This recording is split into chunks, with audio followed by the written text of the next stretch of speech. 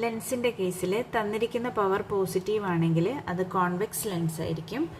Power negative value ആണ് തന്നിരിക്കുന്നെങ്കിൽ അത് concave lens ആയിരിക്കും. അതേപോലെ ഫോക്കൽ ലെങ്ത് പോസിറ്റീവ് ആണെങ്കിൽ കോൺവെക്സ് ലെൻസ് ആയിരിക്കും.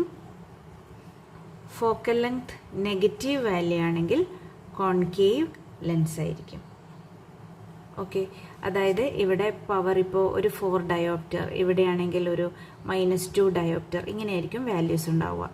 പോസിറ്റീവ് മീൻസ് +10 സെൻറ്റിമീറ്റർ, ഇവിടെയാണെങ്കിൽ -20 സെൻറ്റിമീറ്റർ. അപ്പോൾ ഇതുപോലുള്ള വാല്യൂസ് തന്നാൽ നമുക്ക് ഏത് ടൈപ്പ് ഓഫ് ലെൻസ് ആണെന്ന് ഐഡൻറ്റിഫൈ ചെയ്യാൻ വേണ്ടി പറ്റും. ഓക്കെ, അതേപോലെ മാഗ്നിഫിക്കേഷൻ ആണെങ്കിൽ മാഗ്നിഫിക്കേഷൻ എപ്പോഴും >1 ആയിരിക്കും കോൺകേവ് ലെൻസിൻ്റെ കേസിൽ.